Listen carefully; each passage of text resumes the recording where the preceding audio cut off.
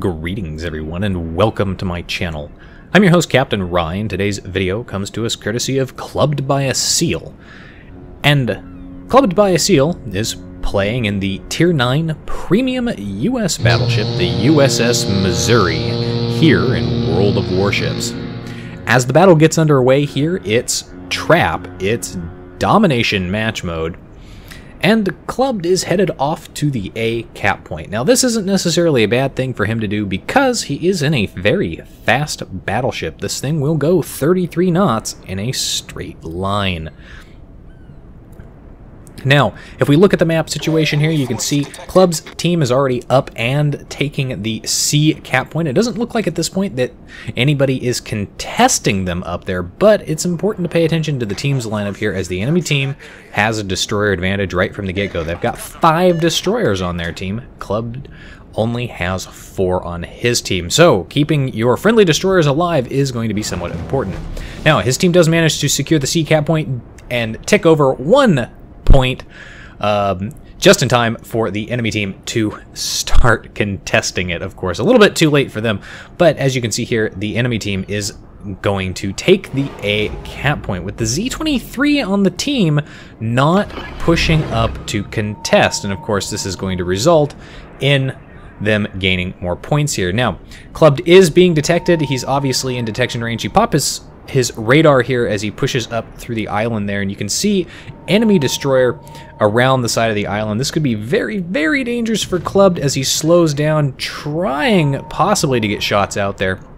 But of course, the other advantage to having the radar up here is he can see everything that's out there, and there's a lot of stuff out there. So he goes ahead, he gets his main battery opened on the enemy destroyer that's just popped a smoke screen.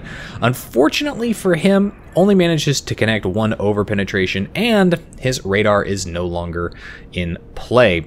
But because he just fired his guns, and because there's other things that can detect him, of course, he's still being detected. And if you looked at there, 5 of the enemy players are targeting him actively or partially. So that kind of lets you know everybody wants a piece of the Missouri. Torpedoes coming in here as he starts to reverse a little bit here. Is he going to be able to dodge these torpedoes from that smoke screen? He gets shots out there at the enemy Atago. Gives a little too much lead as the Atago slams on his brakes there, so he's not able to get a Citadel on him. Does take a torpedo hit there, eats a lot of damage, and then Friendly Turpitz pulls up there and starts grinding some paint off the side of the armor belt. Now, Clubb is backing up though, and he's no longer detected as he continues to back up because the destroyers can't see him anymore. They were in a smokescreen. But then one of those destroyers is obviously not in a smokescreen as Clubb pushes up here, and that's when more torpedoes coming in there. Remember, there was another destroyer that was back over there, so you do have to be careful in this situation as there are multiple destroyers there.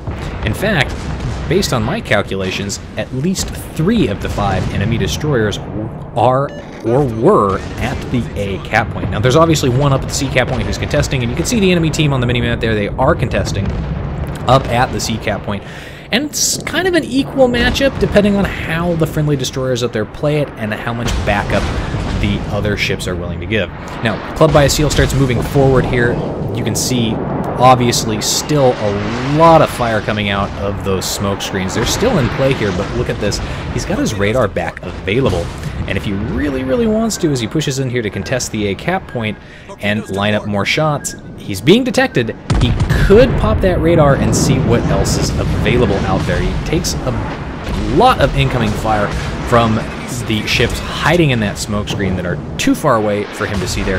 Hits that enemy Atago for a whopping 20,000 damage. No Citadels though. It's always amazing when you see that kind of damage but don't actually get Citadels, because imagine what would happen if he got Citadels. Now he does pop his radar, and that's the enemy Fletcher is very, very low health. Clubbed is going to go ahead, open up with him with his main battery to try and finish him off, but it looks like no, that Fletcher did turn hard and away. got himself out of range of the radar there. It's a little unfortunate because he was very low health, and that is a very dangerous destroyer to leave alive. Speaking of leaving destroyers alive, Club's team has lost one of their destroyers, and that's really going to give the destroyer advantage to the enemy. Yeah, that Fletcher was low health, but remember, it's a Fletcher. It's very, very good at just being a stealth torpedo boat.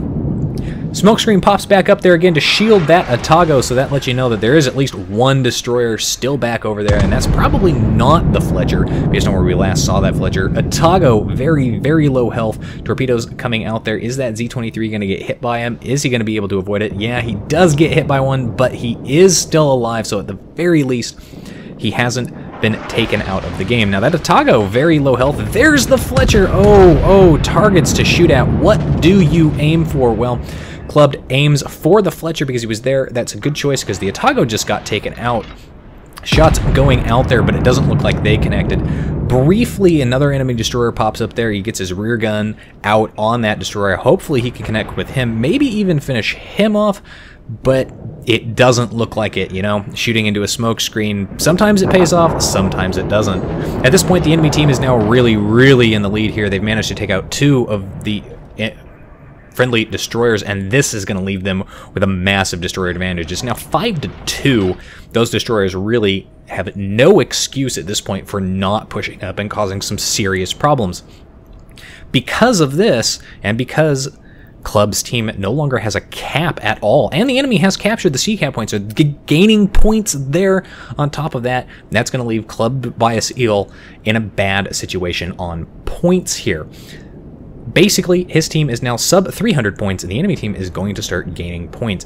They do have a ship's advantage here, obviously with the destroyer advantage, but just in general, because they're only down 3, 2 cruisers and a battleship, versus a cruiser, a battleship, and 2 destroyers. And again, the destroyers, that's what's really, really where it's at there. Now, Club was briefly detected there. I'm not sure by what, but obviously there is a destroyer sitting in a smokescreen up there, possibly more than one as he was detected there. He is being detected by aircraft, those catapult fighters probably from the Atago launched before he died. They haven't come down yet, but as you can see there, the fighters have been shot down or have run out of steam, so they've crashed. They're no longer detecting him, and now Club can just go ahead and move in here. Now, we know there's at least one destroyer sitting in a smokescreen up there because he's been shooting. Club moves up well within range, and there are both the enemy gearing and the Fletcher. Now, Club gets shots out at the gearing because he's higher health, much bigger target, plus friendly Z-23 manages to take the Fletcher out, so at the very least he did something there to help equal the situation. But I mean, losing a destroyer to another destroyer, especially when the enemy team still has 4 of them. But you can see here the radar still active, and this gearing is continuing to shoot, which means he's not going to drop off detectability once the radar is done, and that's going to let Clubbedbyaseal get more shots out on that gearing and finish him off. And based on the direction that guy was going, it doesn't look like that gearing got torpedoes out, which is going to be a good thing because right now, torpedoes, well, that would cause some serious problems. Fortunately, because he's just on fire, and because that fire is not going to last too much longer, he doesn't waste his damage control, especially if there are torpedoes, and he just starts recovering some health here. Now, that fire is going to burn itself down within the next 10 seconds, so it really isn't worth hitting that R key unless something else pops up. And now he is in a position to finally take the A cap point. His team is also in the process of recapturing the C cap point, and with the destruction of those 2 destroyers, the teams are now equal. It's 5 versus 5, but again, the enemy team has the destroyer advantage. They still have 3 destroyers at this point to Clubbedbyaseal's 1 destroyer. That's a very, very dangerous situation to be in. Now, fortunately, he's in a Missouri, and he does have that radar. He gets a nice full broadside out on that Tirpitz. A little bit of a risky move there, but he does manage to get by with it as he secures the A cap point. Puts the hurt onto that Tirpitz, causes quite a bit of damage. No citadels, obviously. German battleships, especially the Tirpitz, very, very difficult to citadel, but getting those shots out there, fairly important. I do apologize for that brief black screen of death there. That was a error on my end with my PC. Now, Clubbedbyaseal is in a position at A to defend, but if you look at the minimap, that's not really doing much for his team, because his team, they've lost another ship, and the enemy team holds 2 of the caps, so they're way up on points here. Really, it's the enemy team's position to lose the game by refusing to defend either the C or B cap points. They don't even have to push down to the A cap point. So Clubbed really has to put himself into a better position to go and put pressure on them at B. Ideally, give them something to think about, as he is in a position to put flanking fire out. If you look at the minimap, there's other battleships out there. And so he gets shots out, gets a ricochet, a couple of over penetrations onto that enemy battleship there. Doesn't do a lot of damage. Is spotted. Shots coming in there. Those are obviously from a rapid fire, probably destroyer there. Enemy Tirpitz is in the open. The Bismarck's giving more broadside, and the Tirpitz disappears back into the smokescreen as he stops firing there. Now, Clubbed pops his radar there, and that's when the enemy Lo Yang pops up. Now, he gets shots out just over the island. Can he connect? He does connect. And because he spotted him, he kind of slowed down here. So hopefully, if that Lo Yang got torpedoes away here, he can put himself into a position and avoid most of those. Now, there are the torpedoes coming in there. They don't quite reach, again, Lo Yang, those shorter range torpedoes than other destroyers. Enemy Tirpitz, very low health. Clubbed gets shots out at that Tirpitz. Can he connect? Can he finish off that Tirpitz with very, very low health? Does connect, almost kills him outright, but not enough to finish him off, and that Tirpitz is recovering some health, so he's going to live to fight for a little bit longer at the very least. Enemy Khabarovsk was the destroyer in a smokescreen who was shooting along with the other ones, but look at that. Both of the enemy destroyers are there, and there's the Tirpitz, has run himself aground. And fortunately, Clubbed is in a position where he's behind that island, but his guns can clear the island, so he goes in, he connects with the Tirpitz, and now that Tirpitz is dead. But there are still 2 enemy destroyers out there, the Khabarovsk and that Z-46, but the Khabarovsk is reasonably low health. The Z-46 is about half health. However, the enemy team manages to kill yet another ship, and that's going to lead to some problems, and this Khabarovsk is going to disappear back behind this island for cover, so all of those shots get eaten up by that island. It's really disappointing for Clubbedbyaseal, because if he had managed to hit him with at least 3, well, that Khabarovsk could be dead right now. Speaking of problems that Clubbedbyaseal has, he's got the enemy Bismarck is rolling up around the headland of that island, and Clubbed is basically broadside onto him, so he's going to get his ship stopped, turned around, and he's going to start pushing forward here, and he's got to do that to keep that island between him and the Bismarck. He also has to decide what he's going to do here. Now, that Khabarovsk, last spotted there, heading behind that island, but which way is he going to come out? Well, unfortunately, Clubbed does not have any more radar charges left here, so he can't pop that, and he can't see it. This could be a very, very dangerous situation for Clubbedbyaseal, especially if that Khabarovsk has turned around and come back around this side of the island, because, you know, those things, they do have torpedoes. A lot of people tend to forget it, and he's spotted, he's being detected. There is that Khabarovsk out in the open. Secondary's opening up on him. What is Clubbed going to do here? He kind of stops his turn, gets his rear turret angled. Can he get more shots off? Come on, finish that guy off, get him out, and then avoid the torpedoes, because they're probably torpedoes. So finishes off that Khabarovsk. That's going to be 4 kills for Clubbedbyaseal, but remember, the Khabarovsk has torpedoes, and those torpedoes are probably inbound if that Khabarovsk was smart. Plus, again, last spotted enemy Bismarck pushing up the A cap point.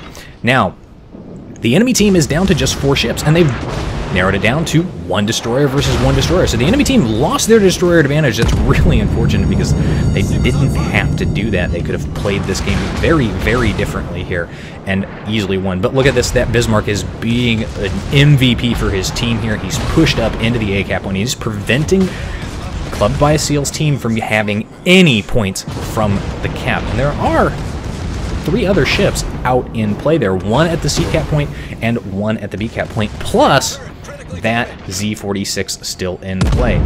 Now, Clubbed is going to continue to fight this Bismarck, and this isn't really a fair fight, because that Bismarck really only just has to kind of angle his bow toward Clubbedbyaseal, and he's going to deflect most of the armor-piercing shots that come in here. Plus, the secondaries are just going to continue ripping into Clubbedbyaseal.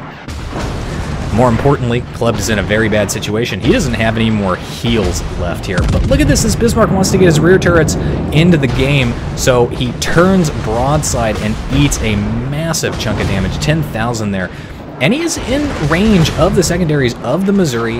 Now, they are the 125mm shells, but they can still set fires and they can still knock things out. And with any luck, hopefully, he'll be able to cause some serious problems here with those by setting fires on that Bismarck, preferably before the Bismarck secondaries burn him down. In the meantime, he's just making a run for the border of the map. He's just staying angled against this guy because he knows those 15-inch guns at this kind of angle are not going to penetrate his belt armor. Now, again, you can see here this Bismarck is making it difficult. He's keeping his bow angled towards Clubbedbyaseal. And so these shots are not going to do a lot of damage. Likewise, the shots coming in from the Bismarck, not going to do damage. They're going to bounce off if they even hit at all. But he's now got himself into a position where the Bismarck secondaries are not fully effective anymore because he's basically bow onto him, so only those forward guns are firing. But look at what I was saying about those 127mm guns. They set a fire. That means that Bismarck has been set on fire and put out a fire. And as you can see here, he's continuing to push up. Clubbedbyaseal is getting all sorts of base defender ribbons, but look, again, that Bismarck wants to get his rear turrets in the game, so he turns broadside to a Missouri at this kind of range, and that is the end of him.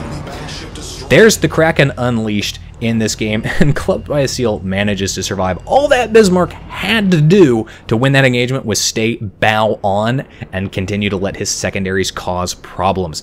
Not only that, his team up north at the sea cap point has secured the sea cap point, and they've narrowed it down so that there's only one ship left now. They've taken out the destroyer, they've taken out the other ship that was up at the sea cap point, and now they're putting pressure on the B cap point. Now that last remaining enemy ship, he doesn't have a lot of health left, so at this point, he's pretty much doomed. All they have to do is play it smart, keep angled, and just wither him down with high explosive and well-placed superstructure shots, and that will be the end of him. But no, they go for the Ram style points all the way here.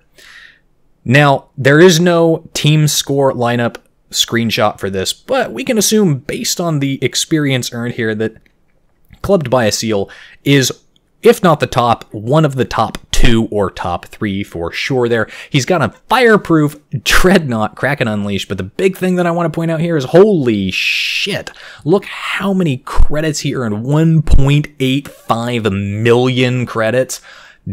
Damn, Daniel, that is a lot of moolah. Anyway, that's it for today's video, folks. If you liked the video, hit that like button, hit the subscribe button, leave a comment down below. If you'd like to get semi-regular channel news and updates, you can do so by liking and following me on Facebook. If you've got a replay like this one that you'd like to see featured on my channel, you can send it to my email. If you'd like to help support me in the channel, you can do so by becoming my supporter on Patreon. And if you'd like to watch me play various games live, you can do so by following me on Twitch. You can find the links for all of those in the video description down below. And as always, I'll see you next time. This is Captain Rye, signing off.